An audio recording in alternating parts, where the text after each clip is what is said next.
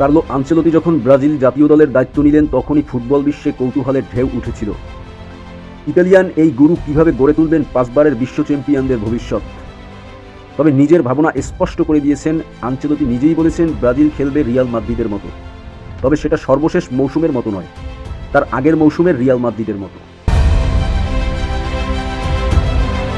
Ancelotti সরাসরি এক সাক্ষাৎকারে বলেন, আমার অধীনে ব্রাজিল হবে রিয়াল মাদ্রিদের মতো, কিন্তু 2024 সালের মৌসুমের মতো নয়, 2023 সালের মতো, সেই দলের মতো যারা চ্যাম্পিয়ন্স লিগ, লা লিগা, স্প্যানিশ সুপার কাপ সহ সব জিতেছিল।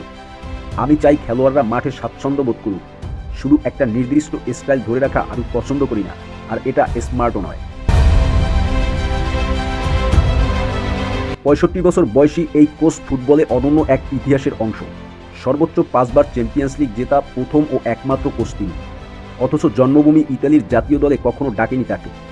আনচেলতি নিজেই বলেন, ইতালি থেকে কখনো প্রস্তাব পাইনি, স্পালোত্তি সেখানে দারুণ কাজ করছে, কিন্তু ব্রাজিল বহু আগেই আমাকে ডাক দিয়েছে।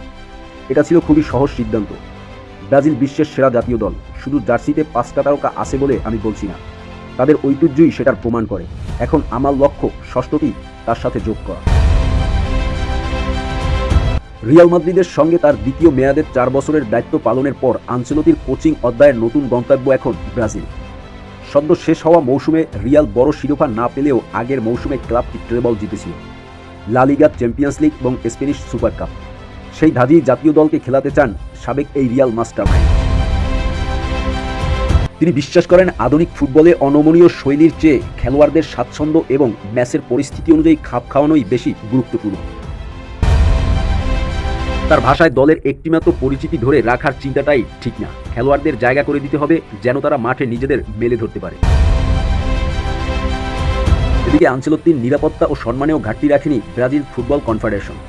বুলেট প্রুফ গাড়ি থেকে শুরু করে 4 জন নিরাপত্তারক্ষী সহ যাবতীয় ব্যবস্থা করে দেওয়া হয়েছে তার জন্য। ইতিমধ্যেই আনুষ্ঠানিকভাবে নতুন কোচ হিসেবে পরিচয় করিয়েও দিয়েছে সিবিএফ। আগামী সোমবার সাও পাওলোতে অনুশীলনের মাঠে প্রথমবারের মতো দলের সঙ্গে কাজ শুরু করবেন আনচেলতি। আসন্ন বিশ্বকাপ বাছাই পর্ব হতে যাচ্ছে তার প্রথম চ্যালেঞ্জ। 5 জুন ইকুয়েডরের বিপক্ষে ম্যাচ দিয়ে শুরু, এরপরে 10 জুন প্রতিপক্ষ প্যারাগুয়ে। দক্ষিণ আমেরিকার এই অঞ্চলের বাছাইয়ে বর্তমানে ব্রাজিল রয়েছে 4র্থ অবস্থানে। 2026 বিশ্বকাপে সরাসরি খেলার জন্য শীর্ষ 6-এ থাকা প্রয়োজন, আর 7ম দলকে যেতে হবে প্লে অফে। তবে আনচেলতির দৃষ্টি অনেক উঁচুতে। লক্ষ্য শুধু বাছাই উত্তরানো নয়, 6ষ্ঠ বিশ্বকাপ জেতানো। তার কণ্ঠে ফুটে উঠেছে আত্মবিশ্বাসের সঙ্গে দৃঢ়তাও। চ্যালেঞ্জটা অনেক কঠিন, কিন্তু আমি জানি কিভাবে প্রস্তুত করতে হয় একটি জয়ের জন্য তৈরি দলকে। আসন্ন ফিফা বিশ্বকাপ বাছাই পর্বের জন্য ব্রাজিলের স্কোয়াড ঘোষণা করেছে নবীনযুক্ত কোচ কার্লো আনচেলতি। নতুন কোচের অধীনে সেলেসাও দলে জায়গা হয়নি তারকা ফুটবলার নেইমারের। নেইমারকে দলে না রাখার ব্যাখ্যায় আনচেলতি বলেন, যারা সন্দেহ আছে আমি সেসব খেলোয়াড়দের বাছাই করার চেষ্টা করছি। নেইমার সম্প্রতি ইনজুরিতে ছিলেন। সবাই জানে নেইমার ব্রাজিলের অন্তত গুরুত্বপূর্ণ একজন খেলোয়াড়। সে সবসময় সবার পরিকল্পনায় আছে এবং থাকবে।